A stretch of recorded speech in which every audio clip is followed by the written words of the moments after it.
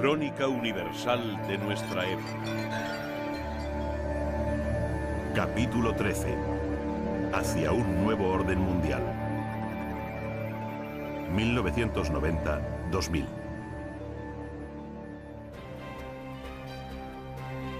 Nunca en un lapso tan corto de tiempo han sucedido tantas cosas. La historia no conoce un periodo de cambios tan profundos como la última década del siglo XX. El mundo dejó de parecerse a sí mismo. De repente, la tensión este-oeste dejó de tener importancia al llegar a su ocaso la estrella de la URSS bajo la convulsión que supuso Mikhail Gorbachov. En 1990 se emanciparon las repúblicas bálticas. Armenia buscó su independencia, comenzaron las disputas con Azerbaiyán y Georgia se constituyó en Estado.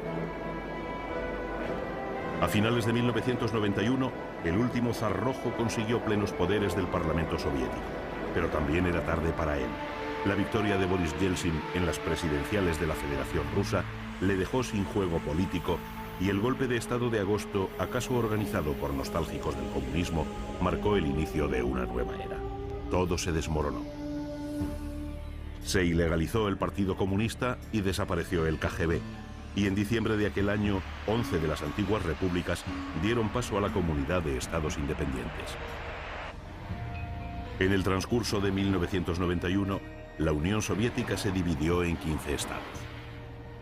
Aunque en los primeros meses de 1992 nadie sabía qué podía pasar con el arsenal nuclear soviético, la firma de un acuerdo de desarme entre Bush y Yeltsin en enero de 1993 despejó dudas. Sin embargo, el accidente nuclear de Siberia ponía de manifiesto que también la paz tenía sus riesgos, acaso tan terribles como la guerra. Yeltsin, que jugaba a un juego distinto en el interior que en el exterior, incorporó a su país al Consejo de Europa a finales de 1995. Se habló de reconstruir la URSS, pero era muy tarde para eso. No había forma de salir del caos. La inflación lo subyacía todo. A finales de 1996 un dólar costaba 7.000 rublos. Yeltsin creyó que la creación de un rublo nuevo arreglaría las cosas, pero no fue así. La tensión entre serbios, croatas y eslovenos era grande. En marzo de 1991 dimitía el último presidente, Borisov Jovic, y el croata Tudman acusó a Serbia de crear climas prebélicos, lo que era en parte cierto. Los hechos se precipitaron y en junio Croacia y Eslovenia decidieron desmembrar el país enfrentándose a Serbia. Era la guerra civil. Bosnia-Herzegovina se alió con los croatas y Sarajevo, capital bosnia, fue sitiada. La persecución étnica hizo recordar la barbarie nazi. Bosnia, que se declaró independiente, era la cuarta república que dejaba el tronco común yugoslavo. Los problemas se enconaron. La ONU culpó a Serbia de promover la discordia y preparó su bloqueo. La OTAN envió tropas a Bosnia. En enero de 1993 se habló de dividir el complejo territorio en 10 provincias. Estados Unidos aceptó la partición y el conflicto se recrudeció en 1994. La guerra acabó en 1996, pero no empezó la paz. Nadie veía cómo poner coto a los crímenes, aunque algunos de sus responsables fueron condenados en 1997. Europa se configuró políticamente tras la entrada en vigor del Acta Única. El objetivo era crear un mercado interior en el que mercancías y hombres circularan libremente a finales de 1992. Alemania, por la singularidad de su historia reciente, fue el país que más cambió. Gorbachov visitó Bonn en un momento psicológico para que Helmut Kohl propusiera la reunificación. En la primavera de 1991, Kohl recorrió la exrepública democrática y Berlín volvió a ser sede del gobierno. Con la elección del primer presidente de Alemania unificada, Roman Herzog, en 1994, y la reelección de Kohl por quinta vez, Alemania encaraba el futuro con una recesión económica, precio que era necesario pagar tras la reunificación. Kohl viajó a Moscú en 1996 con una propuesta que no gustó a Yeltsin: ampliar la OTAN a costa de Rusia. Al final, en 1997, con la distensión, la OTAN se acabaría ampliando hacia el este, acuerdo al que se llegaría en la Cumbre de Madrid. Al terminar 1998 llegó el fin de la era Kohl. Gerhard Schröder consigue que los socialdemócratas obtengan el poder tras 16 años de gobierno democristiano. El canciller para el próximo milenio anunciaba la recuperación del nuevo centro para el SPD, continuidad en política exterior y lucha contra el desempleo como meta nacional. La economía del Reino Unido estaba en el punto de mira de Margaret Thatcher, que poco antes de renunciar a su cargo privatizó un buen número de empresas estatales. Días después, accedía al cargo John Major, a quien el IRA dio la bienvenida con un par de bombas en el centro de Londres. La oferta del Sinn Féin fue rechazada en enero de 1992 y siguieron los atentados. Hubo elecciones que ganaron de nuevo los conservadores y se ratificó el Tratado de Maastricht y se sacó a la libra del sistema monetario europeo. En el 93 entabla conversaciones con el IRA, involucrando al Sinn Féin en las negociaciones de paz. La corona no lograba salir de sus problemas y los príncipes de Gales terminaron divorciándose. La imagen de Diana fue en ascenso mientras se deterioraba la del príncipe. El romance de Diana con el multimillonario árabe Dodi Al-Fayed supuso una ofensa para la Casa Real.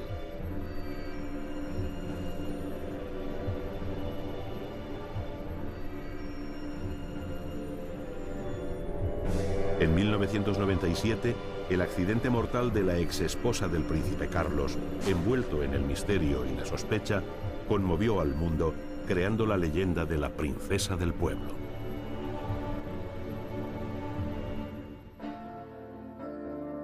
El triunfo electoral del laborista Tony Blair en 1997 dio al país ciertas esperanzas.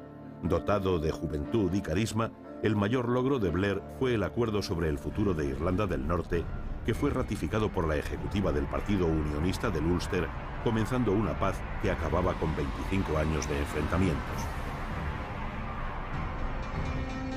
En Francia, la política exterior se vio afectada en 1990 por el programa atómico de Mitterrand y su empeño en no reducir el arsenal nuclear. Jacques Chirac llegó a la presidencia tras las elecciones de 1996. Aquel año moría François Mitterrand. En Italia, tras la dimisión de Ciriaco de Mita, Giulio Andreotti formó gobierno. La corrupción, la larga mano de la mafia, las huelgas estudiantiles, los enfrentamientos entre el presidente Francesco Cossiga y el Consejo Superior de la Magistratura, todo ello junto formó un complejo de dificultades que a principios de la década sobresaltó la vida italiana. En enero de 1992 se disolvió el Parlamento y meses después dimitía Cossiga y accedía a la presidencia Luigi Scalfaro. La mafia atentó contra los jueces Falcone y Borsellino, hecho que acabó con la paciencia del gobierno. A ello se unía la investigación de la corrupción. En 1993 se incoó sumario a Bettino Craxi. El proceso a Andreotti por conexiones con la mafia conmovió la política. Meses después, las elecciones llevaron al poder a Silvio Berlusconi. En 1996, un conglomerado de izquierdas apartó a Berlusconi del poder.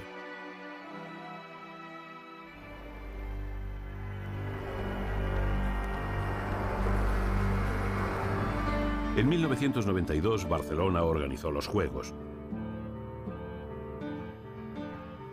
Se celebró en Sevilla la Exposición Universal con un logro tecnológico de primera magnitud, el tren de alta velocidad.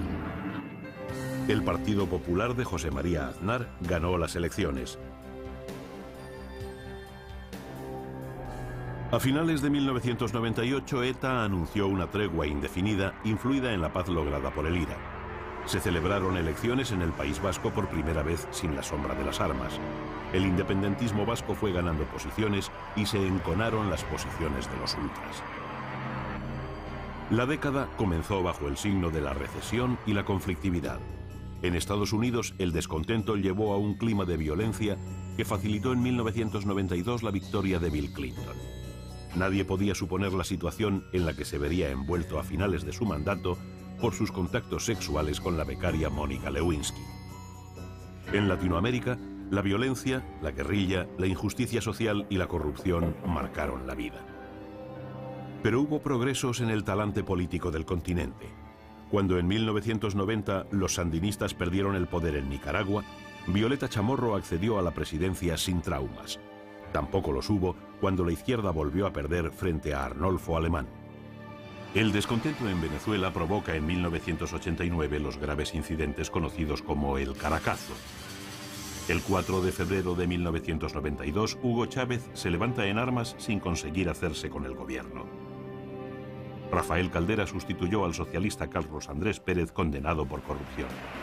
En las elecciones de 1998, aparecía como clara favorita la ex Miss Universo, Irene Sáez, que perdió gran apoyo al unirse al COPEI, quedando como vencedor en las urnas Hugo Chávez, que paradójicamente conseguía la presidencia a través de las urnas en un ambiente de enrarecidas amenazas.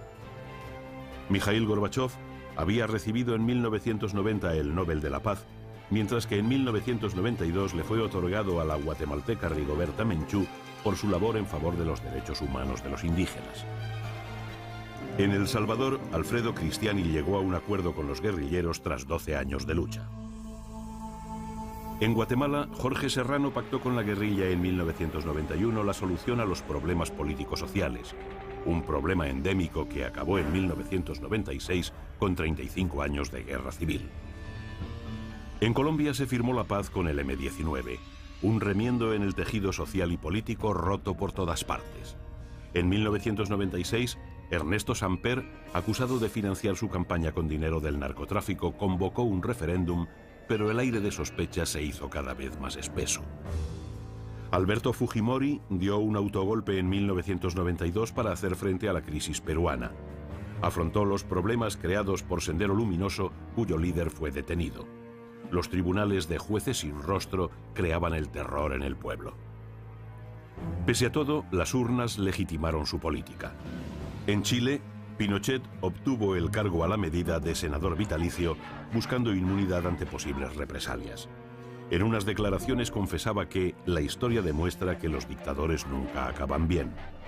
Su detención en Londres, a partir de una petición de extradición de un juez español que lo acusó de genocidio, terrorismo y torturas, provocó reacciones en todo el mundo. Margaret Thatcher hizo una enfervorizada y vergonzosa defensa pública del dictador. La Cámara de los Lores revocó su inmunidad amparándose en que la tortura no es una de las misiones de un jefe de Estado, demostrando al mundo que cada vez hay menos lugares seguros para los dictadores. En Argentina, Carlos Menem se mantuvo en el poder, aunque las municipales de 1997 dejaron claro el fin de la mayoría peronista. En 1999, las elecciones se celebrarán sin Menem como candidato. Si a comienzos del siglo la Revolución Mexicana de Zapata mostraba la disconformidad campesina con el gobierno, el siglo terminaba con un nuevo levantamiento. Ante la injusticia social que padecen los indígenas de Chiapas, surge el Ejército Zapatista EZLN. Su voz es la del subcomandante Marcos, un joven profesor universitario, único integrante no indígena del Movimiento de Liberación. El cerco de los militares es constante. Los grupos paramilitares armados siembran el terror en los poblados. El mundo se indigna ante la matanza de Acteal. Las guardias blancas acaban con la vida de 45 indígenas y el Ejército Federal realiza más de 40 incursiones en los poblados buscando bases de apoyo zapatistas. El gobierno del PRI trata de negar cualquier vinculación con los grupos paramilitares, pero constantemente expulsa a los observadores internacionales buscando la impunidad para la constante violación de los derechos humanos de los indígenas. Pero una cosa era Occidente y otra el mundo. En 1990 la Guerra del Golfo puso de manifiesto que la conflictividad árabe sería un factor decisivo en el mantenimiento de la paz mundial. A ello contribuían el creciente favor de que gozaba el integrismo y la defensa violenta que sus líderes hacían de los postulados religiosos. Clave para entender la preocupación mundial es el hecho de que en el subsuelo de la región yace una importante cuota del petróleo del mundo. Una de esas bolsas de petróleo es Kuwait, cuarto productor mundial y primero de Oriente Medio, y cuya independencia en 1961 nunca fue reconocida por Irak. En agosto de 1990, Saddam Hussein invadió el emirato y procedió a su saqueo y devastación, al bombardeo de infraestructuras y ejecución masiva de ciudadanos, violaciones y torturas. No era solo una aventura sangrienta, sino un desastre ecológico. Se vertieron al mar millones de barriles de crudo que causaron la mortandad de la fauna y flora marinas aniquilando el plancton del Golfo y se incendiaron cientos de pozos petrolíferos. De nada sirvió la mediación de la ONU y en enero de 1991 comenzó la guerra. 5 días después del bombardeo de Bagdad, se liberó Kuwait.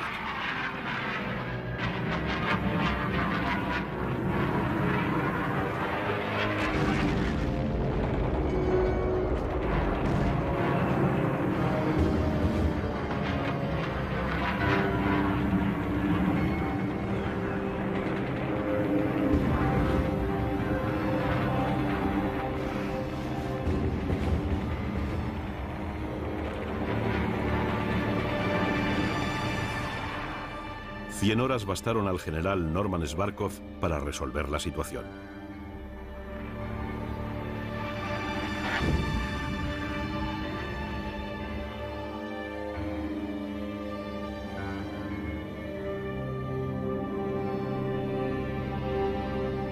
La locura de Saddam se saldó con 1 millón de muertos y la extensión del hambre entre los kurdos al norte, los chiitas del sur y la población en general.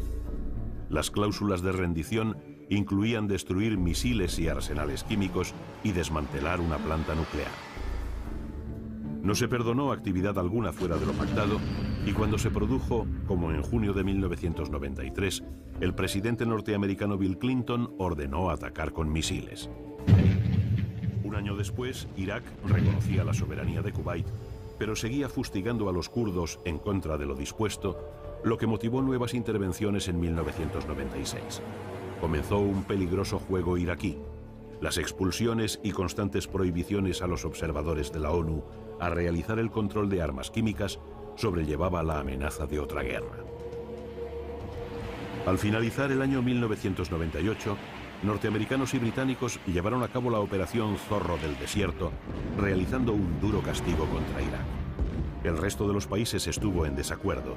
Consideraban esta nueva guerra como una cortina de humo de Clinton para evitar su proceso de destitución a causa del caso Lewinsky.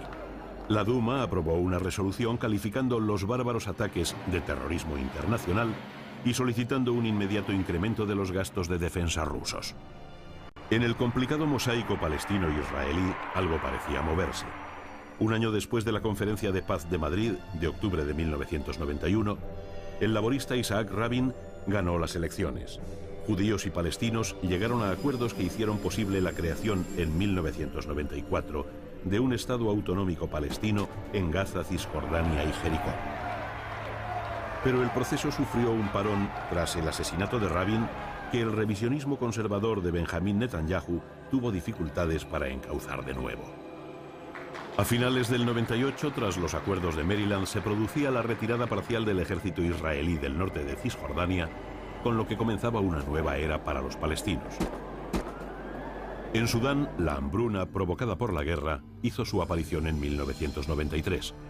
Mientras en Eritrea seguía la guerrilla y se celebraban elecciones, en Somalia la contienda civil entre clanes daba lugar al caos. Ruanda y Burundi conocieron en 1993 un precario acuerdo que puso fin a las matanzas y a los terribles escuadrones de la muerte, pero meses después se recrudeció la lucha tribal. El gobierno Hutu huyó y los Tutsis entraron en Kigali. La desbandada Hutu, camino del Zaire, las matanzas y el hambre acabaron con miles de personas. 1 millón de desplazados deambularon entre Ruanda y Burundi, huida masiva que en 1996 obligó a países como Zaire a acoger a cientos de miles de refugiados. En Sudáfrica, la hora del monopolio blanco llegó a su fin. En 1990, Nelson Mandela abandonó la cárcel donde había permanecido durante 2 décadas. En enero de 1993 acabó el dominio blanco, pero no la violencia entre los partidarios de Buthelezi y Mandela, que tras las elecciones de 1994 se convirtió en el primer presidente negro del país. La muerte de Teresa de Calcuta conmovió al mundo. Es esa flor que a veces brota en medio del estercolero. La informática fue adueñándose de todo. La creación de los sistemas operativos como el Windows llevó a Bill Gates al éxito, propiciando enfrentamientos con el gobierno americano, receloso de tanta acumulación de poder. especialmente cuando Gates comenzó acuerdos con el gobierno ruso para poner en órbita satélites de comunicaciones utilizando el antiguo arsenal soviético. La civilización del ocio, el descenso de la jornada laboral, ponen al hombre en el dilema de qué hacer con el tiempo. Y mientras se busca el dolce far niente, sube la conflictividad social a la sombra de la droga, el racismo y la xenofobia. El paro, la violencia urbana, la confrontación partidaria que sumen a la sociedad en el cansancio. A partir de 1996 se adivina cierta intención de volver a los viejos 60 y a los frenéticos 70. El aspecto externo, la apariencia de la mujer, tiende a la sobriedad. La reina de los 90 fue Claudia Schiffer. Su imagen de mujer perfecta llenó las pasarelas, la publicidad y el cine. Es la época de las top models, la sutil belleza australiana de Ellen MacPherson, la sensualidad de la argentina Valeria Mazza y la naturalidad de la española Judith Mascó. El cine americano era nuevamente la máquina de los sueños. Las apariciones de las estaciones gráficas de Silicon permitieron incorporar efectos especiales de un realismo como jamás se había imaginado. Michael Bay, que había obtenido un gran éxito con La Roca, se acercó a las tendencias catastrofistas de final de siglo con Armagedón, donde parecía inevitable la destrucción de la Tierra por un gigantesco meteorito. Las grandes estrellas de Hollywood se unieron para entrar en el negocio de los restaurantes. El Planet Hollywood se extendió por todo el mundo. La tecnología se unió cada vez más al cine y la búsqueda de nuevos sistemas de filmación y proyección llegaron a su cenit con los desarrollos IMAX en 3D, Omnimax o en alta definición.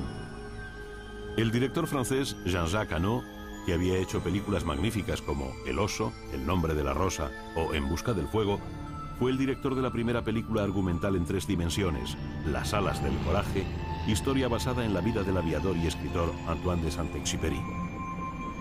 Uno de los mayores mitos de nuestra era volvió al cine de la mano de James Cameron. Titanic se convirtió en la película más nominada a los Oscars en toda la historia del cine. Celine Dion cantó el tema central, My Heart Will Go On, y la banda sonora obtuvo el Oscar a la mejor partitura. En medicina se habló de la píldora antiinfarto y de la Viagra, pero junto a estos logros vuelven las enfermedades de la pobreza. La Organización Mundial de la Salud registró 600.000 casos de peste bubónica, como si la Edad Media quisiera regresar. Y a todo ello, como remoquete dramático, el avance imparable del SIDA que diezma la población. En diciembre de 1993, el telescopio espacial Hubble tuvo que superar una miopía causada por la deformidad de su lente principal. Una vez corregida, envió imágenes del espacio abriendo perspectivas increíbles. Se descubrieron inmensas nubes de polvo que explicaban cuándo y cómo nació el universo.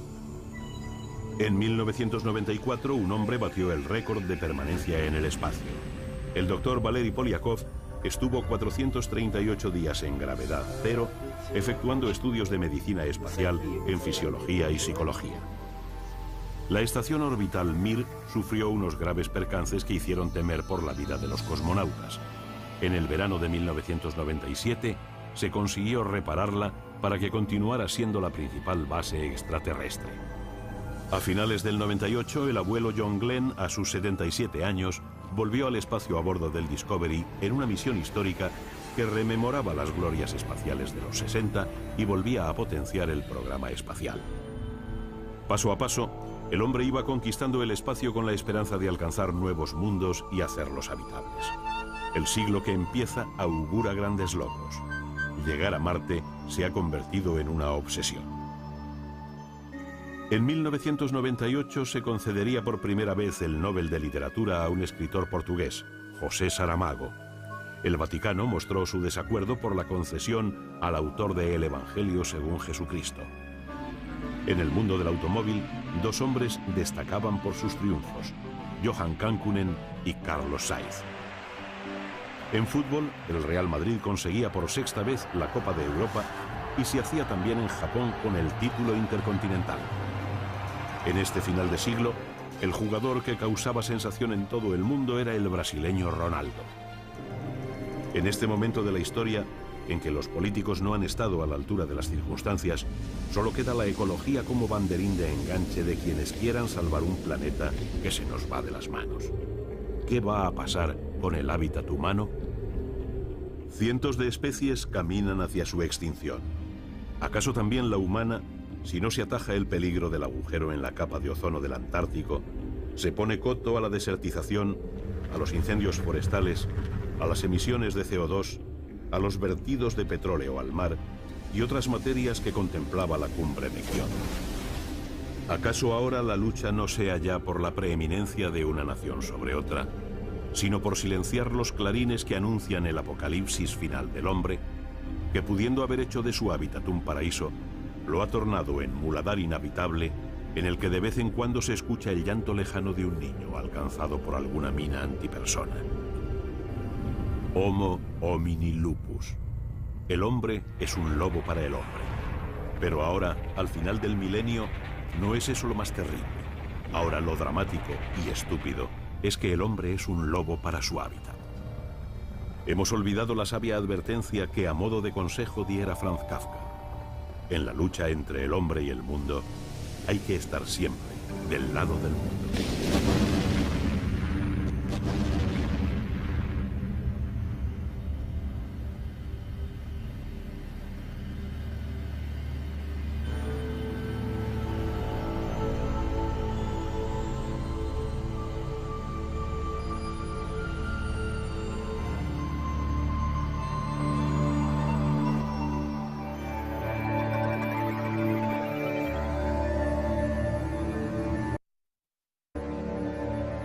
Final del siglo XX y primeros años del siglo XXI.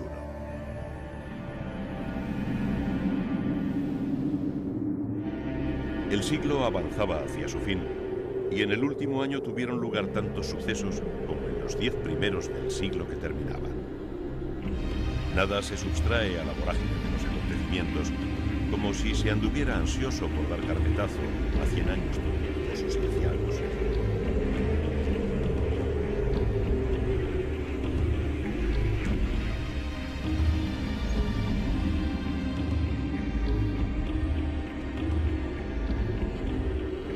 En Europa, el euro, una moneda nueva, inventada, ajena al valor sentimental que antaño llevaba consigo el dinero, provocaba entusiasmo en las bolsas de los 11 el día de su estreno, el 4 de enero.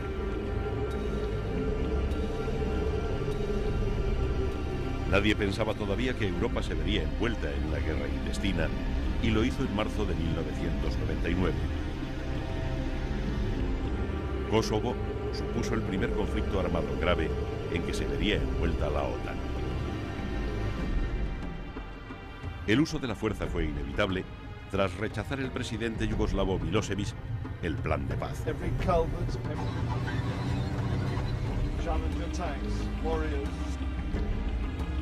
Los bombardeos destruyeron la infraestructura industrial y se cebaron en Belgrado, donde el incidente de la embajada china, alcanzada por las bombas, exacerbó sus diferencias con Occidente.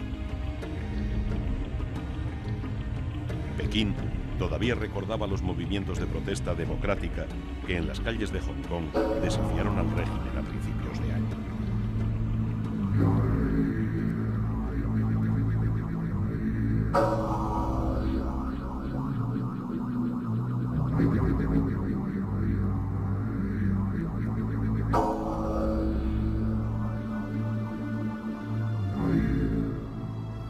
Rusia protagonizó un cambio radical.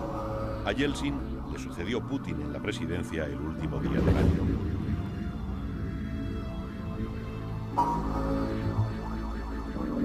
Pero Rusia no estaba para aventuras externas, teniendo el conflicto en casa. El problema checheno se percibe como una cadena de matanzas a la par que los separatistas islámicos ofrecen en Grozny feroz resistencia.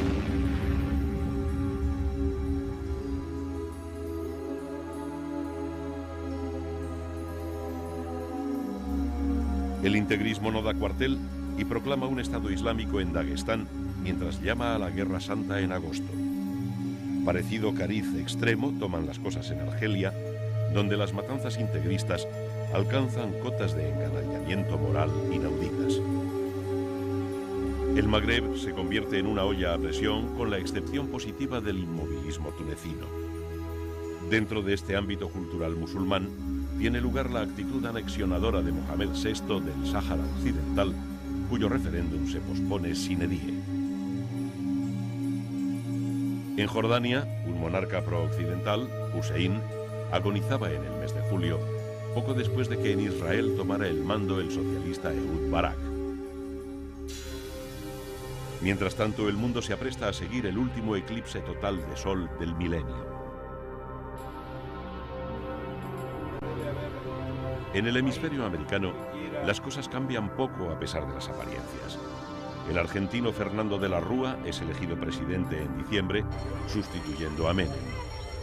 La actuación de la clase política y la corrupción supondría el inicio de desastres hasta entonces inconcebibles en Argentina.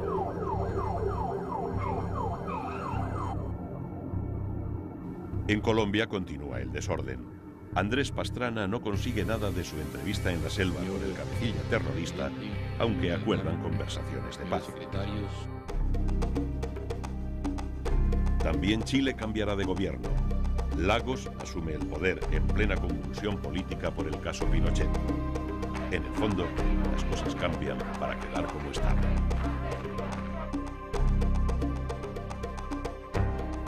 Solo una cosa supone novedad.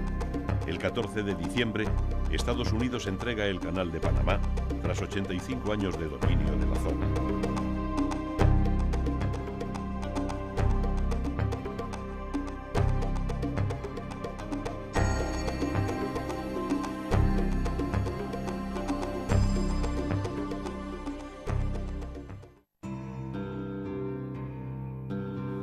A este hecho histórico se une otro.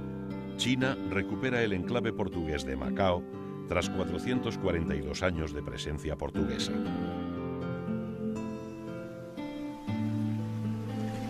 El siglo, según unos, o el año, según otros, se va con olor a catástrofe ecológica. En diciembre, naufraga en las costas de Bretaña un petrolero con 30.000 toneladas de crudo y hacia finales otro petrolero se parte en dos frente a la ciudad de Estambul. A finales del 2002, el hundimiento del Prestige crea un nuevo desastre ecológico, mostrando nuevamente que solo el hombre es capaz de destruir el mundo en que habita.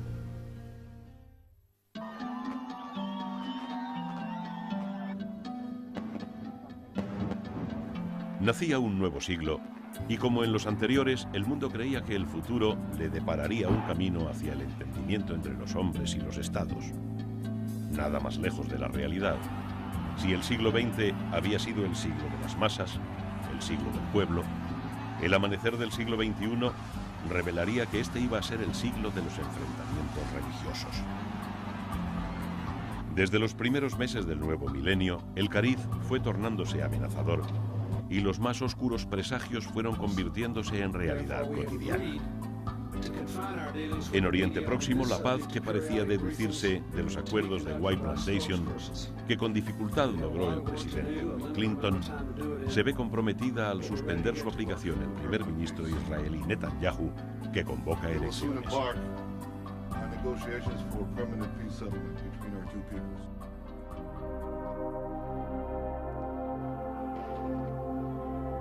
A finales de septiembre, la visita de Ariel Sharon a la explanada del templo, que impropiamente otros llaman de las mezquitas, en Jerusalén, desencadena la intifada.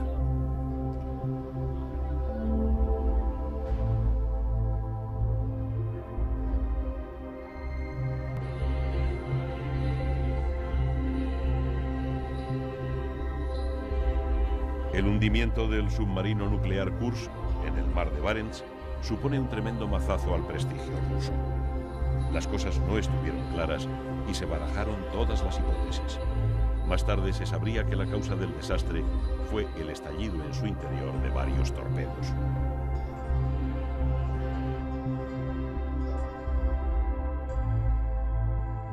La marcha de la historia no se entiende sin la de la economía. En junio, un juez americano ordena la división forzosa de Microsoft por haber violado las leyes antitrust. La apelación de la compañía de Bill Gates conseguiría ya en el 2002 solucionar el problema que hubiera supuesto su partición. En el 2001, el cambio más significativo del año es la llegada al poder en los Estados Unidos del presidente George Bush el 20 de enero de este año.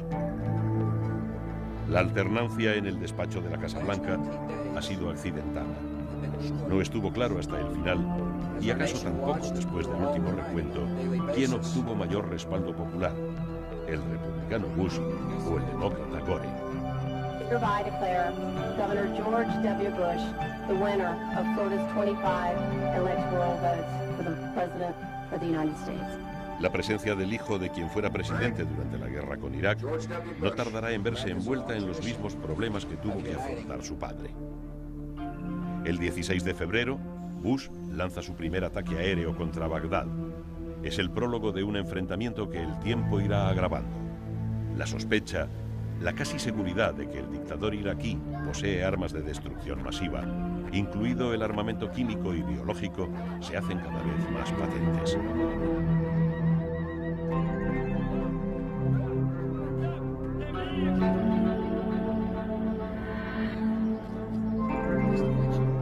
Las relaciones ruso-americanas, motivo antaño de preocupación mundial, se suavizan.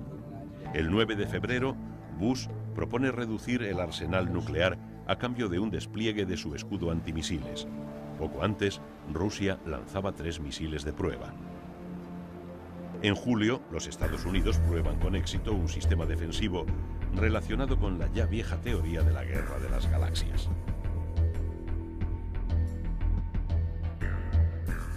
Los viejos recelos, la vieja dialéctica ruso-americana por la conquista del espacio, pierde sentido tras universalizarse el acceso al espacio exterior, aunque a cambio de muchos dólares, concretamente 20 millones, cifra que pagó por ese honor el primer turista espacial, Denis Tito, en abril de 2001. En los aspectos científicos, el 12 de febrero supondría una fecha clave para la historia de los grandes logros. Ese día se presenta para todo el mundo el genoma humano. In medical science, whose implications far surpass even the discovery.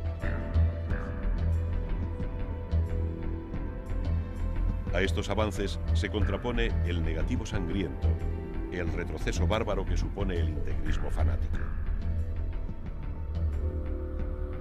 En Afganistán, el régimen tiránico de los talibanes destruye en febrero las estatuas religiosas que representan los budas gigantes de Bamiyan ante el clamor y la protesta del mundo civilizado. El problema islámico se recrudece.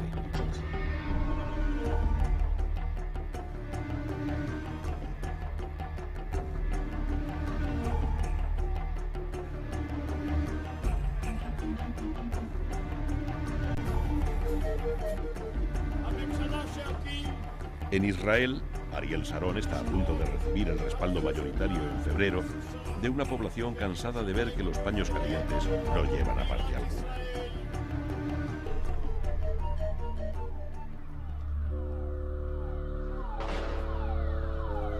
La situación se endurece y entre Arafat y el gobierno israelí hay cada vez menos cauces de entendimiento ante la arremetida del terrorismo palestino indiscriminado.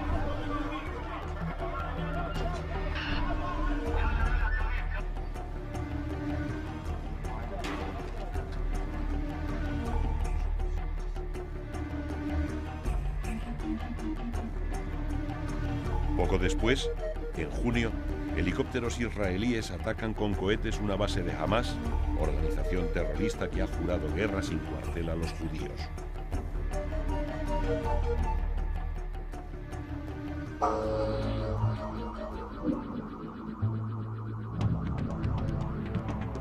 En lo militar, la crisis terrible a que había dado lugar la actuación criminal del presidente yugoslavo se substancia a finales de marzo con el arresto de Milosevic, que es entregado meses después por las autoridades al Tribunal Penal de La Haya, que habría de juzgar los crímenes de guerra perpetrados en Kosovo.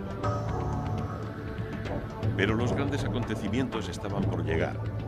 La erupción del Etna en Italia el 23 de julio no iba a ser comparable con la erupción del sentimiento antiterrorista tras los terribles atentados del 11 de septiembre por la banda que controla Bin Laden. Sus fanáticos asesinos Desvían aviones comerciales norteamericanos y los estrellan contra sus objetivos, las Torres Gemelas neoyorquinas y un edificio del Pentágono.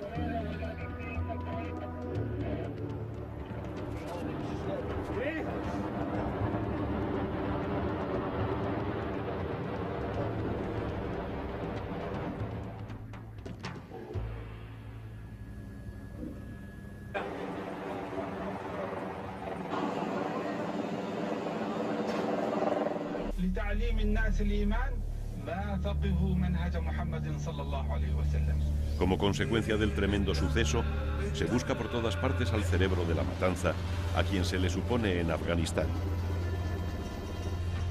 Y el 25 de ese mes, Estados Unidos despliega allí sus tropas, mientras Rusia le ofrece ayuda para derrocar al régimen talibán. La guerra no conoce cuartel. Con ayuda de la Alianza del Norte afgana, se procede al control del país. Pakistán permite el paso de tropas y abre su espacio aéreo a las fuerzas norteamericanas.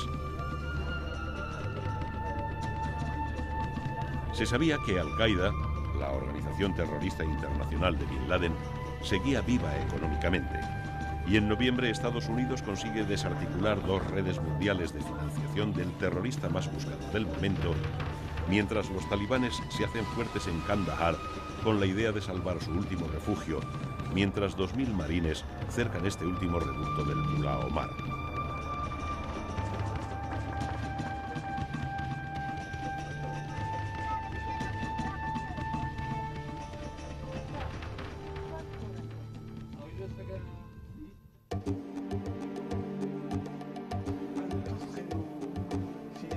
El 6 de diciembre los talibanes se rinden, pero el Mullah Omar y Bin Laden consiguen huir y días después es nombrado presidente del país Hamid Karzai.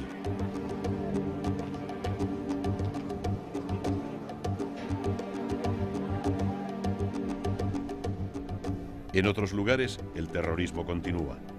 A consecuencia de los atentados con hombres bomba y del asesinato del ministro de Turismo israelí, el primer ministro Sharon amenaza con arrasar los territorios ocupados por los palestinos en busca de los sicarios de Hamas.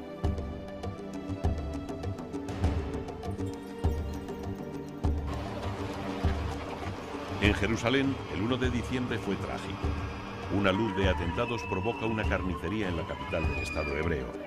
Israel responde con el bombardeo de la residencia de Yasser Arafat.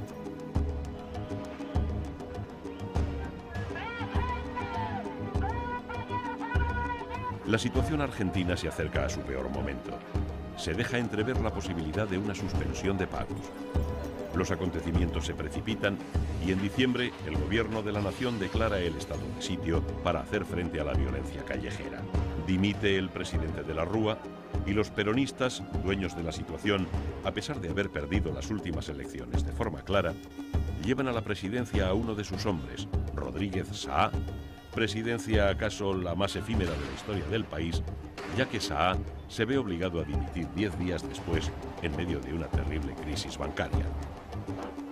Se ponía de manifiesto la gran verdad que encierra aquella frase de Gastón de Levis, que a finales del 18 aseguraba: los grandes estados pueden soportar grandes abusos, pero son los grandes errores los que los hacen perecer o caer.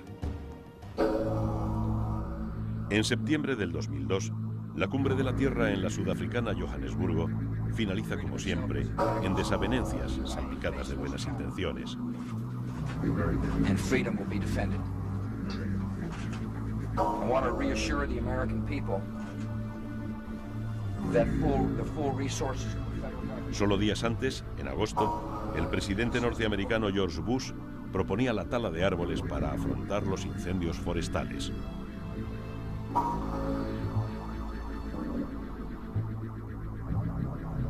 Jimmy Carter recibió en el 2002 el Nobel de la Paz por sus esfuerzos de buscar soluciones negociadas a conflictos internacionales, como consiguió en los acuerdos de Camp David. Today we celebrate a victory, not of a bloody military campaign, but of an inspiring. Europa apoyaba así el talante negociador del expresidente americano en contraposición a la disposición belicista de Bush. El presidente americano mantiene su particular cruzada contra el eje del mal. Saddam Hussein no tiene otra salida sino la de dar el visto bueno a la vuelta de las inspecciones de la ONU.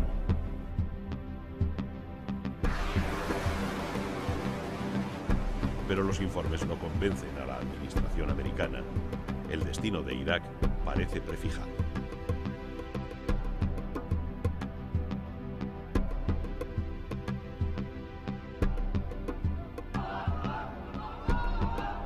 En Oriente Próximo, lejos de perfilarse una solución a los graves problemas, estos se acentúan. La toma de la Basílica de la Natividad en Belén por terroristas palestinos pone de manifiesto la escalada de la tensión.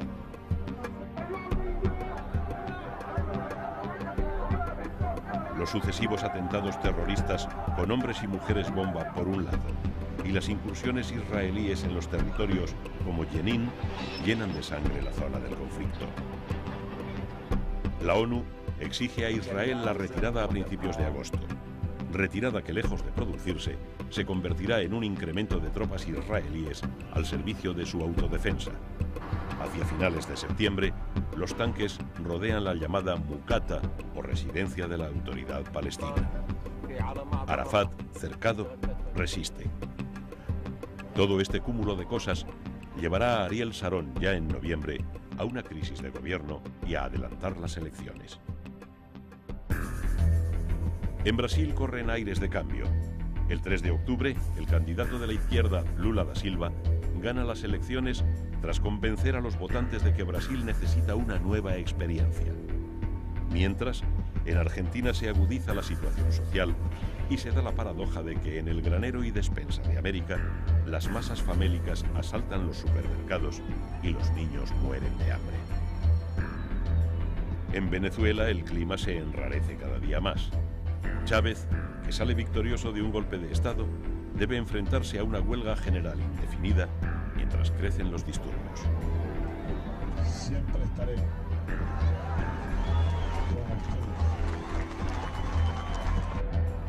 Séneca, ante el sucederse de los acontecimientos y las cosas, había insinuado: «Oquerit post me, quod ante me fuit», después de mí será lo que fue antes de mí.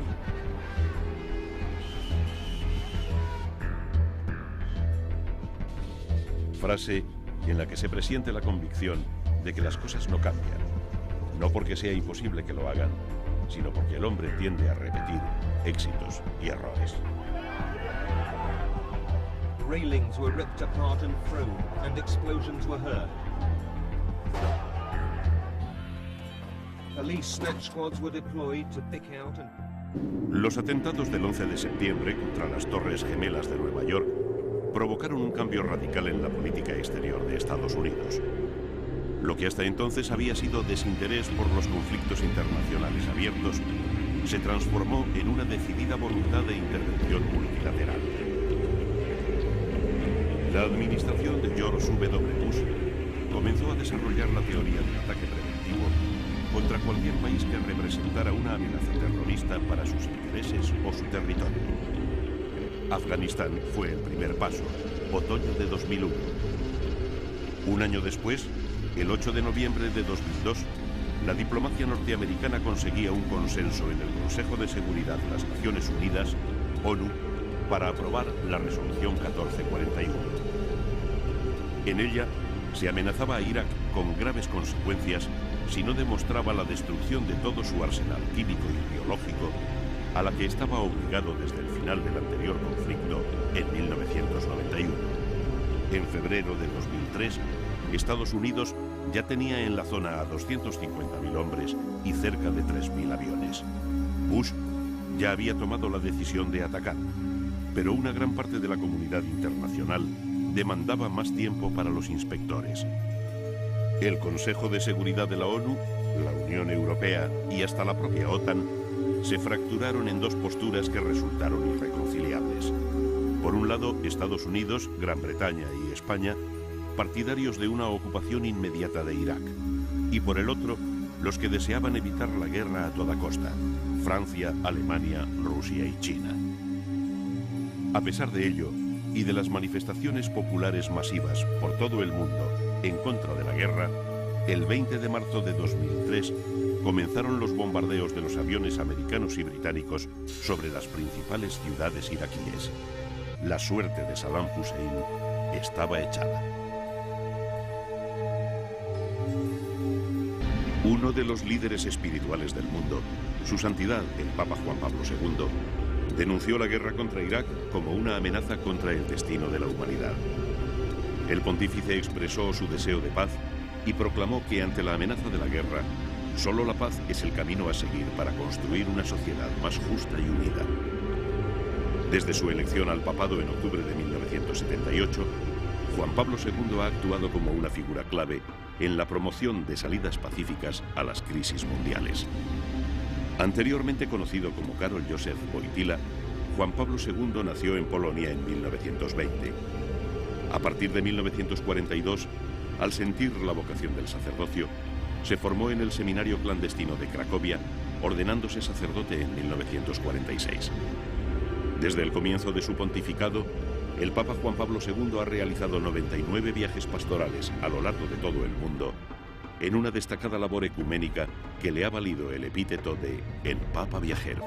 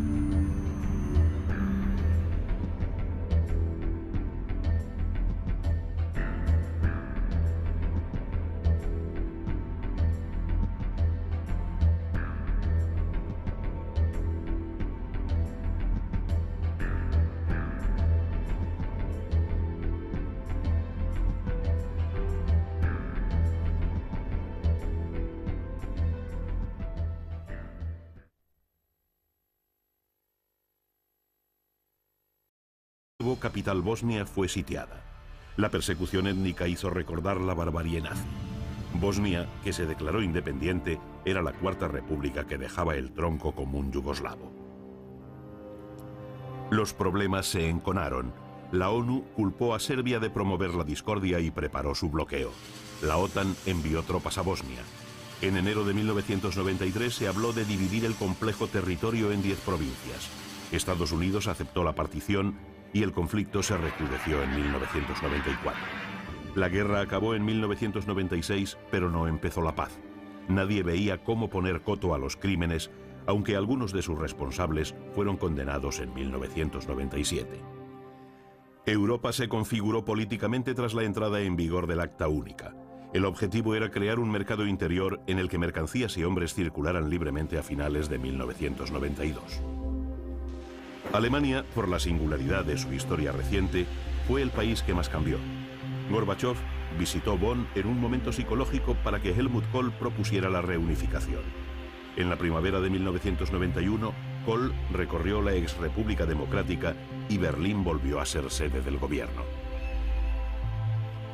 Con la elección del primer presidente de Alemania unificada, Roman Herzog, en 1994, y la reelección de Kohl por quinta vez, Alemania encaraba el futuro con una recesión económica, precio que era necesario pagar tras la reunificación. Kohl viajó a Moscú en 1996 con una propuesta que no gustó a Yeltsin: ampliar la OTAN a costa de Rusia. Al final, en 1997, con la distensión, la OTAN se acabaría ampliando hacia el este, acuerdo al que se llegaría en la Cumbre de Madrid. Al terminar 1998 llegó el fin de la era Kohl. Gerhard Schröder consigue que los socialdemócratas obtengan el poder tras 16 años de gobierno democristiano. El canciller para el próximo milenio anunciaba la recuperación del nuevo centro para el SPD, continuidad en política exterior y lucha contra el desempleo como meta nacional. La economía del Reino Unido estaba en el punto de mira de Margaret Thatcher, que poco antes de renunciar a su cargo privatizó un buen número de empresas estatales. Días después, accedía al cargo John Major, a quien el IRA dio la bienvenida con un par de bombas en el centro de Londres. La oferta del Sinn Féin fue rechazada en enero de 1992 y siguieron los atentados. Hubo elecciones que ganaron de nuevo los conservadores y se ratificó el Tratado de Maastricht y se sacó a la libra del sistema monetario europeo. En el 93 entabla conversaciones con el IRA, involucrando al Sinn Féin en las negociaciones de paz. La corona no lograba salir de sus problemas y los príncipes que hicieron temer por la vida de los cosmonautas. En el verano de 1997 se consiguió repararla para que continuara siendo la principal base extraterrestre. A finales del 98, el abuelo John Glenn, a sus 77 años, volvió al espacio a bordo del Discovery en una misión histórica que rememoraba las glorias espaciales de los 60 y volvía a potenciar el programa espacial. Paso a paso, el hombre iba conquistando el espacio con la esperanza de alcanzar nuevos mundos y hacerlos habitables. El siglo que empieza augura grandes logros. Llegar a Marte se ha convertido en una obsesión. En 1998 se concedería por primera vez el Nobel de Literatura a un escritor portugués, José Saramago. El Vaticano mostró su desacuerdo por la concesión al autor de El Evangelio según Jesucristo. En el mundo del automóvil, dos hombres destacaban por sus triunfos, Johan Kankkunen y Carlos Sainz. En fútbol, el Real Madrid conseguía por sexta vez la Copa de Europa y se hacía también en Japón con el título intercontinental. En este final de siglo, el jugador que causaba sensación en todo el mundo era el brasileño Ronaldo. En este momento de la historia, en que los políticos no han estado a la altura de las circunstancias, solo queda la ecología como banderín de enganche de quienes quieran salvar un planeta que se nos va de las manos. ¿Qué va a pasar con el hábitat humano? Cientos de especies caminan hacia su extinción. ¿Acaso también la humana, si no se ataja el peligro del agujero en la capa de ozono del Antártico, se pone coto a la desertización, a los incendios forestales, a las emisiones de CO2, a los vertidos de petróleo al mar y otras materias que contemplaba la cumbre de Kioto? ¿Acaso ahora la lucha no sea ya por la preeminencia de una nación sobre otra, sino por silenciar los clarines que anuncian el apocalipsis final del hombre, que pudiendo haber hecho de su hábitat un paraíso, lo ha tornado en muladar inhabitable, en el que de vez en cuando se escucha el llanto lejano de un niño alcanzado por alguna mina antipersona? Homo homini lupus. El hombre es un lobo para el hombre. Pero ahora, al final del milenio, no es eso lo más terrible. Ahora lo dramático y estúpido es que el hombre es un lobo para su hábitat. Hemos olvidado la sabia advertencia que a modo de consejo diera Franz Kafka. En la lucha entre el hombre y el mundo, hay que estar siempre del lado del mundo.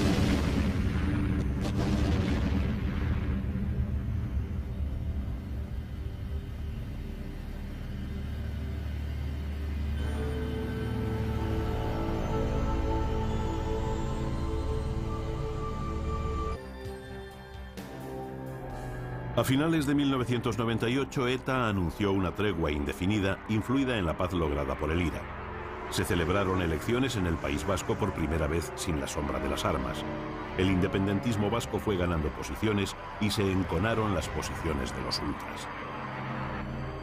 La década comenzó bajo el signo de la recesión y la conflictividad.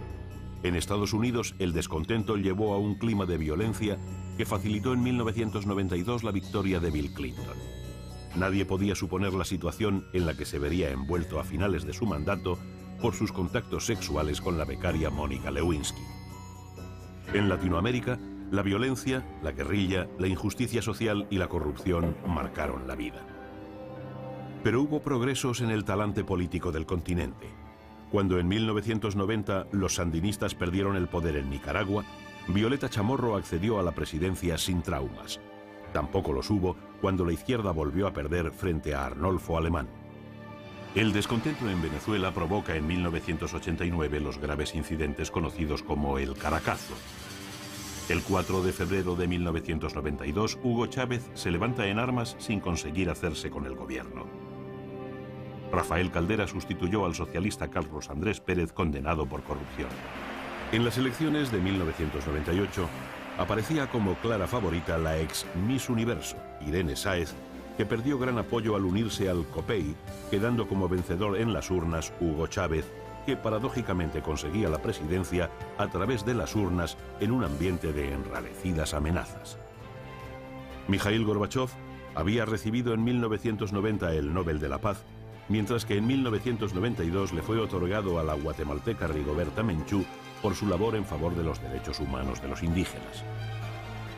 En El Salvador, Alfredo Cristiani llegó a un acuerdo con los guerrilleros tras 12 años de lucha. En Guatemala, Jorge Serrano pactó con la guerrilla en 1991 la solución a los problemas políticos sociales, un problema endémico que acabó en 1996 con 35 años de guerra civil. En Colombia se firmó la paz con el M-19, un remiendo en el tejido social y político roto por todas partes.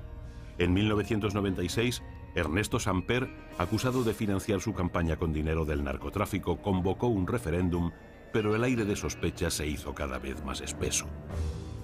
Alberto Fujimori dio un autogolpe en 1992 para hacer frente a la crisis peruana. Afrontó los problemas creados por Sendero Luminoso, cuyo líder fue detenido. Los tribunales de jueces sin rostro creaban el terror en el pueblo. Pese a todo, las urnas legitimaron su política. En Chile, Pinochet, turismo tunecino. Dentro de este ámbito cultural musulmán, tiene lugar la actitud anexionadora de Mohamed VI del Sáhara Occidental, cuyo referéndum se pospone sine die. En Jordania, un monarca pro-occidental, Hussein, agonizaba en el mes de julio, poco después de que en Israel tomara el mando el socialista Ehud Barak. Mientras tanto, el mundo se apresta a seguir el último eclipse total de sol del milenio. En el hemisferio americano, las cosas cambian poco a pesar de las apariencias. El argentino Fernando de la Rúa es elegido presidente en diciembre, sustituyendo a Menem. La actuación de la clase política y la corrupción supondría el inicio de desastres hasta entonces inconcebibles en Argentina.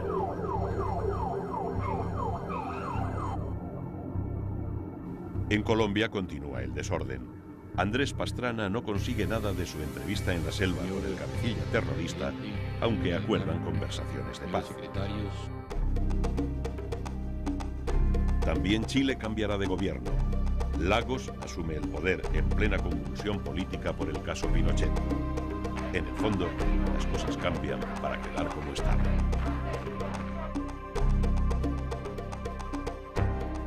Solo una cosa supone novedad. El 14 de diciembre, Estados Unidos entrega el Canal de Panamá tras 85 años de dominio de la zona.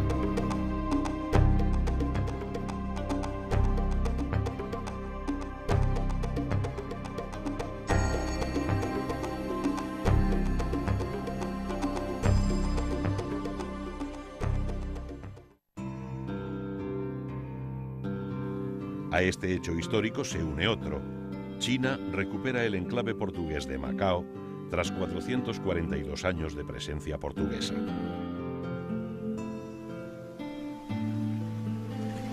El siglo, según unos, o el año, según otros, se va con olor a catástrofe ecológica. En diciembre, naufraga en las costas de Bretaña un petrolero con 30.000 toneladas de crudo y hacia finales otro petrolero se parte en dos frente a la ciudad de Estambul. A finales del 2002, el hundimiento del Prestige crea un nuevo desastre ecológico, mostrando nuevamente que solo el hombre es capaz de destruir el mundo en que habita.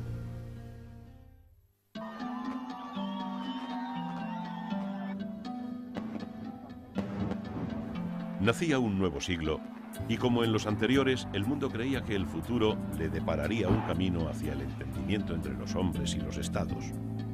Nada más lejos de la realidad, si el siglo XX había sido el siglo de destruir el mundo en que habitan.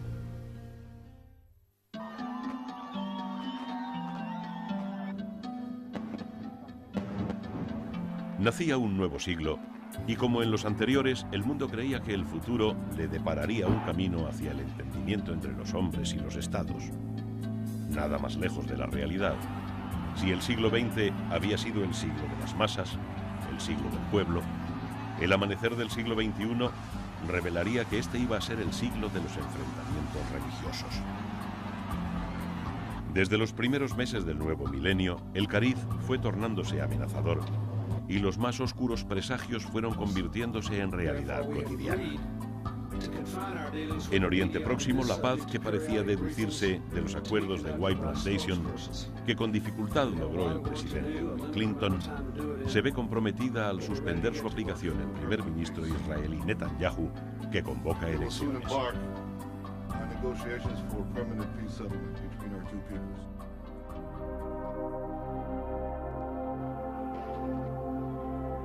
A finales de septiembre, la visita de Ariel Sharon a la explanada del templo, que impropiamente otros llaman de las mezquitas, en Jerusalén, desencadena la intifada.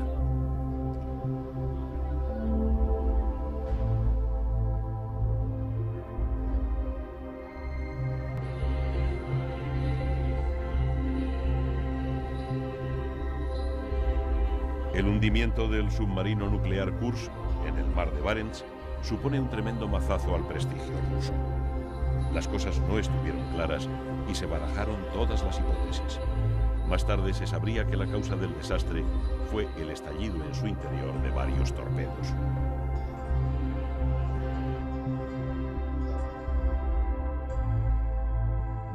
La marcha de la historia no se entiende sin la de la economía. En junio, un juez americano ordena la división forzosa de Microsoft por haber violado las leyes antitrust. La apelación de la compañía de Bill Gates conseguiría ya en el 2002 solucionar el problema que hubiera supuesto su partición. En el 2001, el cambio más significativo del año es la llegada al poder en los Estados Unidos del presidente George Bush el 20 de enero de este año. La alternancia en el despacho de la Casa Blanca ha sido accidentada.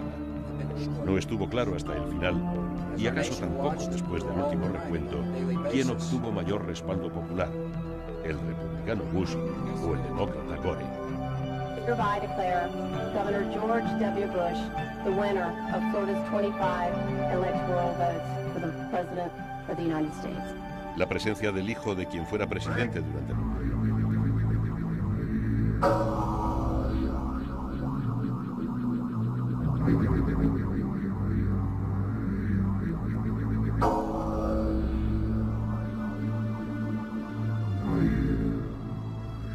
Rusia protagonizó un cambio radical.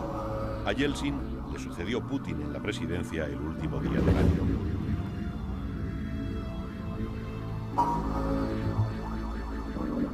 Pero Rusia no estaba para aventuras externas, teniendo el conflicto en casa. El problema checheno se percibe como una cadena de matanzas a la par que los separatistas islámicos ofrecen en Grozny feroz resistencia.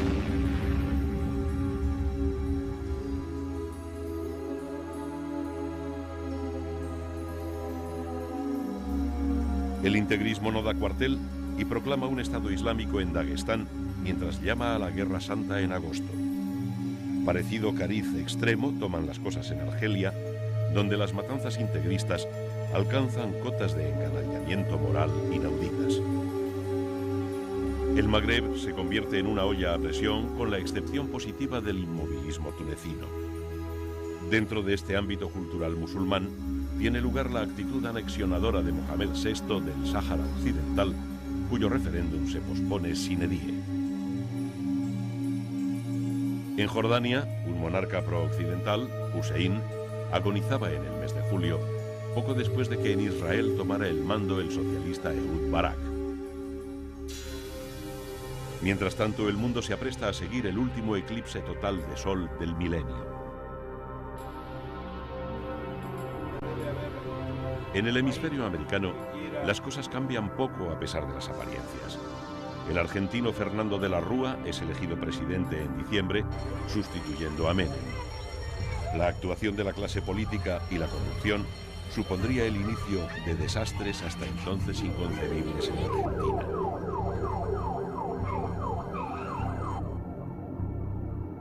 En Colombia continúa el desorden. Andrés Pastrana no consigue nada de su entrevista en la selva con el cabecilla terrorista, aunque acuerdan conversaciones de paz.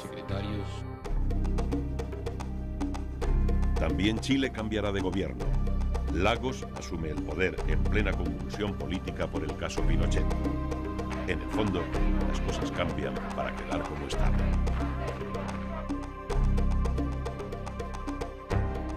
Solo una cosa supone novedad. El 14 de diciembre, Estados Unidos entrega el Canal de Panamá tras 85 años de dominio de la zona.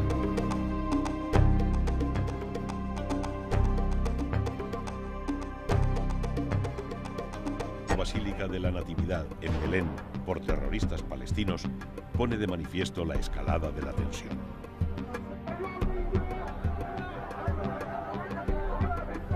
Los sucesivos atentados terroristas con hombres y mujeres bomba por un lado y las incursiones israelíes en los territorios como Jenin llenan de sangre la zona del conflicto. La ONU exige a Israel la retirada a principios de agosto, retirada que lejos de producirse se convertirá en un incremento de tropas israelíes al servicio de su autodefensa. Hacia finales de septiembre, los tanques rodean la llamada Mucata, o residencia de la autoridad palestina. Arafat, cercado, resiste. Todo este cúmulo de cosas llevará a Ariel Sharon ya en noviembre a una crisis de gobierno y a adelantar las elecciones. En Brasil corren aires de cambio. El 3 de octubre, el candidato de la izquierda, Lula da Silva, gana las elecciones tras convencer a los votantes de que Brasil necesita una nueva experiencia. Mientras, en Argentina se agudiza la situación social y se da la paradoja de que en el granero y despensa de América, las masas famélicas asaltan los supermercados y los niños mueren de hambre. En Venezuela el clima se enrarece cada día más. Chávez, que sale victorioso de un golpe de Estado, debe enfrentarse a una huelga general indefinida mientras crecen los disturbios. Siempre estaré.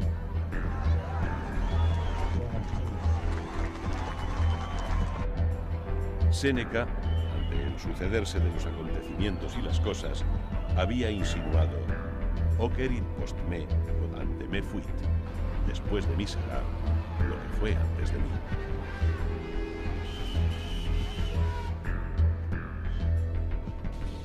Frase en la que se presiente la convicción de que las cosas no cambian, no porque sea imposible que lo hagan, sino porque el hombre tiende a repetir éxitos y errores.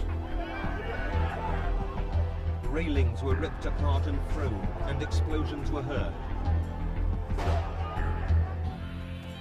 Police snatch squads were deployed to pick out and... Los atentados del 11 de septiembre contra las Torres Gemelas de Nueva York provocaron un cambio radical en la política exterior de Estados Unidos. Lo que hasta entonces había sido desinterés por los conflictos internacionales abiertos, se transformó en una decidida voluntad de intervención multilateral. La administración de George W. Bush comenzó a desarrollar la teoría del ataque preventivo contra cualquier país que representara una amenaza terrorista para sus intereses o su territorio. Afganistán fue el 11 de septiembre contra las Torres Gemelas de Nueva York, provocaron un cambio radical en la política exterior de Estados Unidos. Lo que hasta entonces había sido desinterés por los conflictos internacionales abiertos, se transformó en una decidida voluntad de intervención multilateral. La administración de George W. Bush comenzó a desarrollar la teoría del ataque preventivo contra cualquier país que representara una amenaza terrorista para sus intereses o su territorio. Afganistán fue el primer paso, otoño de 2001. Un año después, el 8 de noviembre de 2002, la diplomacia norteamericana conseguía un consenso en el Consejo de Seguridad de las Naciones Unidas, ONU, para aprobar la Resolución 1441. En ella se amenazaba a Irak con graves consecuencias si no demostraba la destrucción de todo su arsenal químico y biológico, a la que estaba obligado desde el final del anterior conflicto en 1991.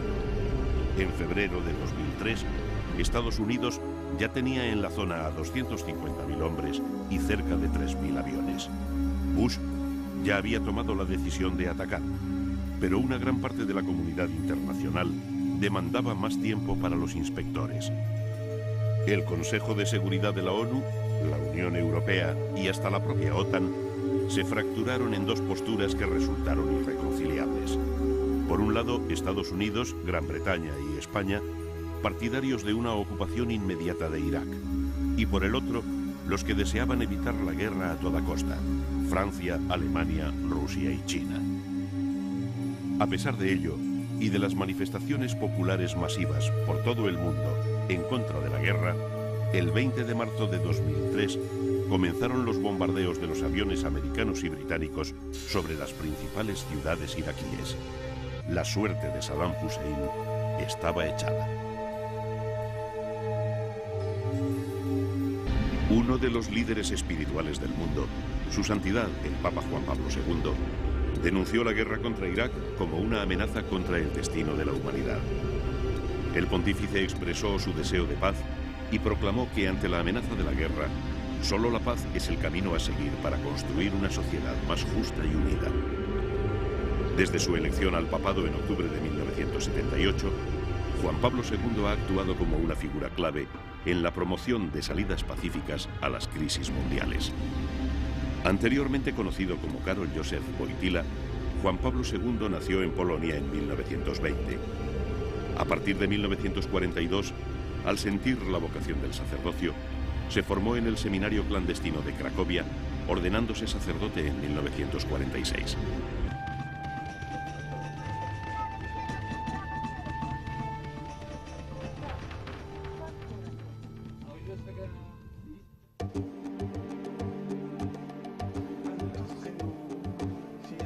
El 6 de diciembre los talibanes se rinden, pero el mulá Omar y Bin Laden consiguen huir y días después es nombrado presidente del país Hamid Karzai.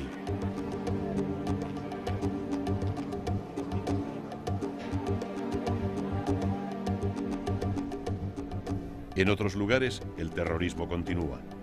A consecuencia de los atentados con hombres bomba y del asesinato del ministro de Turismo israelí, el primer ministro Sharon amenaza con arrasar los territorios ocupados por los palestinos en busca de los sicarios de Hamas.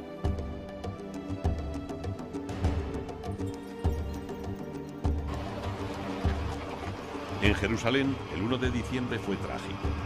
Una luz de atentados provoca una carnicería en la capital del Estado hebreo. Israel responde con el bombardeo de la residencia de Yasser Arafat.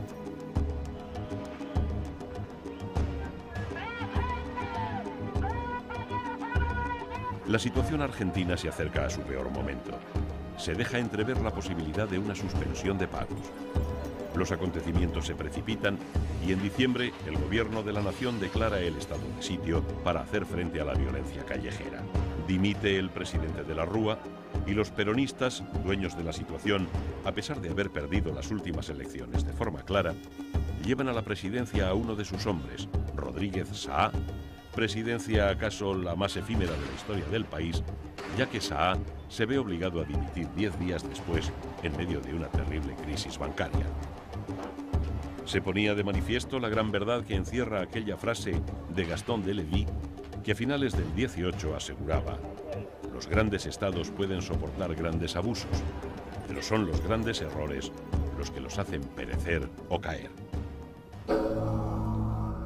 En septiembre del 2002, la Cumbre de la Tierra en la sudafricana Johannesburgo finaliza como siempre en desavenencias salpicadas de buenas intenciones. And freedom will be defended. I want to reassure the American people that the full resources. Solo días antes, en agosto, el presidente norteamericano George Bush proponía la tala de árboles para afrontar los incendios forestales.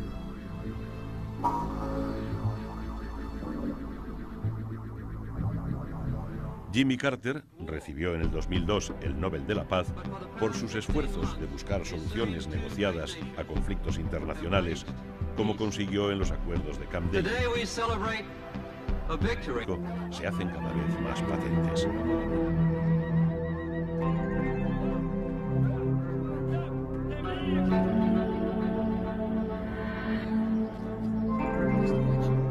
Las relaciones ruso-americanas, motivo antaño de preocupación mundial, se suavizan. El 9 de febrero, Bush propone reducir el arsenal nuclear a cambio de un despliegue de su escudo antimisiles.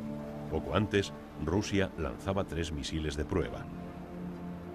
En julio, los Estados Unidos prueban con éxito un sistema defensivo relacionado con la ya vieja teoría de la guerra de las galaxias.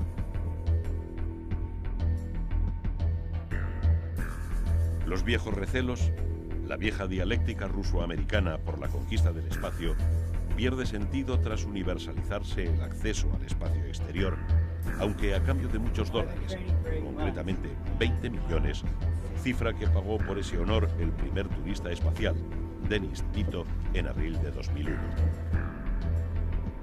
En los aspectos científicos, el 12 de febrero supondría una fecha clave para la historia de los grandes logros. Ese día se presenta para todo el mundo el genoma humano. In medical science, whose implications far surpass even the discovery. A estos avances se contrapone el negativo sangriento, el retroceso bárbaro que supone el integrismo fanático. En Afganistán, el régimen tiránico de los talibanes destruye en febrero las estatuas religiosas que representan los budas gigantes de Bamiyan ante el clamor y la protesta del mundo civilizado. El problema islámico se recrudece.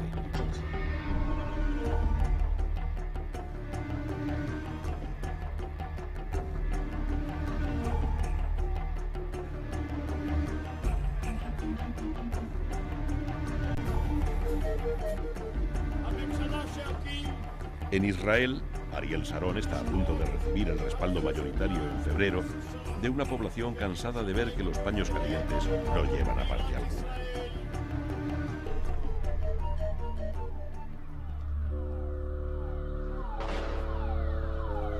La situación se endurece y entre Arafat y el gobierno israelí hay cada vez menos cauces de entendimiento ante la arremetida del terrorismo palestino indiscriminado.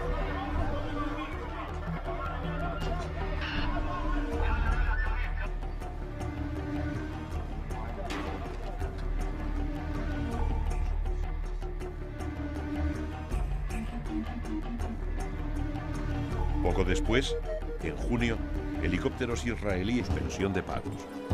Los acontecimientos se precipitan y en diciembre el gobierno de la nación declara el estado de sitio para hacer frente a la violencia callejera.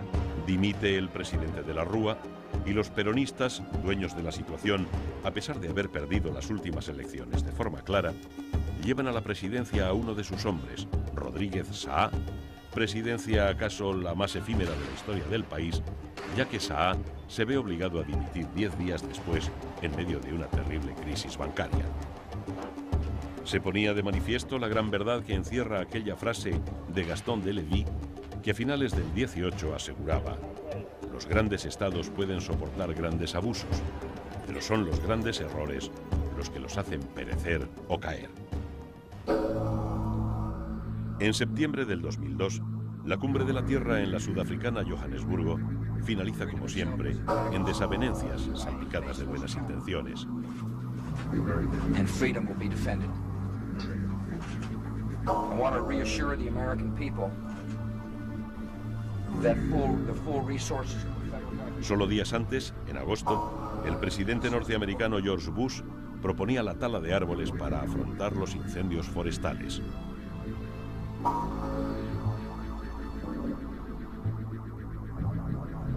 Jimmy Carter recibió en el 2002 el Nobel de la Paz por sus esfuerzos de buscar soluciones negociadas a conflictos internacionales, como consiguió en los acuerdos de Camp David. Today we celebrate a victory, not of a bloody military campaign, but of an inspiring peace. Europa apoyaba así el talante negociador del expresidente americano en contraposición a la disposición belicista de Bush.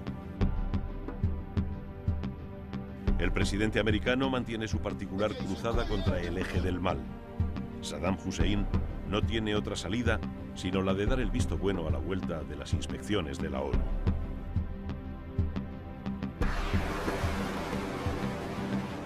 Pero los informes no convencen a la administración americana. El destino de Irak parece prefijado.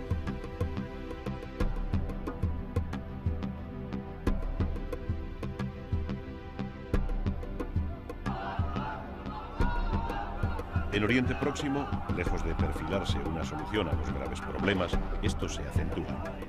La toma de la Basílica de la Natividad en Belén por terroristas palestinos pone de manifiesto la escalada de la tensión.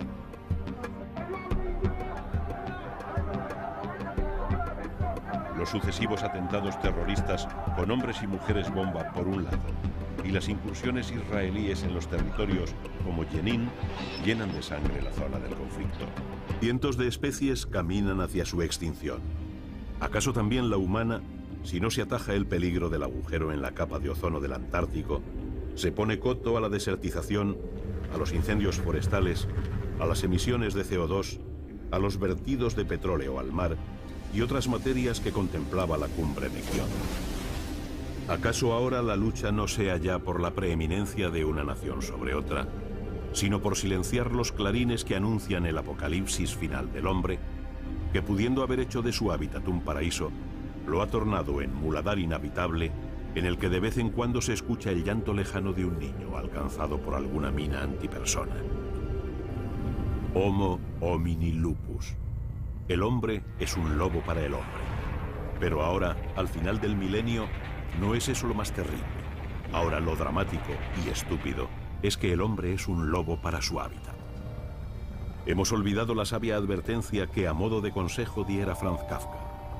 En la lucha entre el hombre y el mundo, hay que estar siempre del lado del mundo.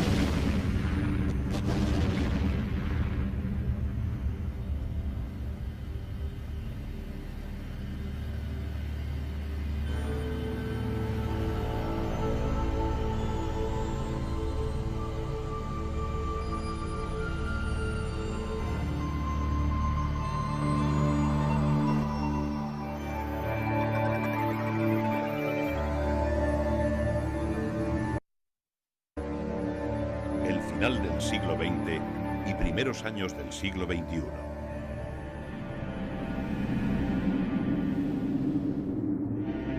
El siglo avanzaba hacia su fin y en el último año tuvieron lugar tantos sucesos como en los 10 primeros del siglo que terminaba. Nada se sustrae a la vorágine de los acontecimientos, como si se anduviera ansioso por dar carpetazo a 100 años tormentosos y aciagos.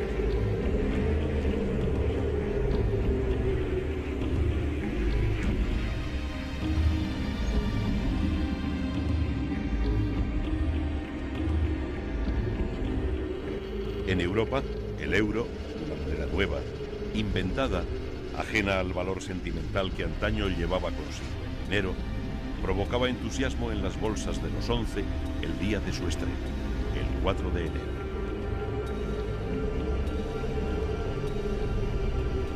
Nadie pensaba todavía que Europa se vería envuelta en una guerra intestina y lo hizo en marzo de 1999. Kosovo supuso el primer conflicto armado grave en que se vería envuelta la OTAN. El uso de la fuerza fue inevitable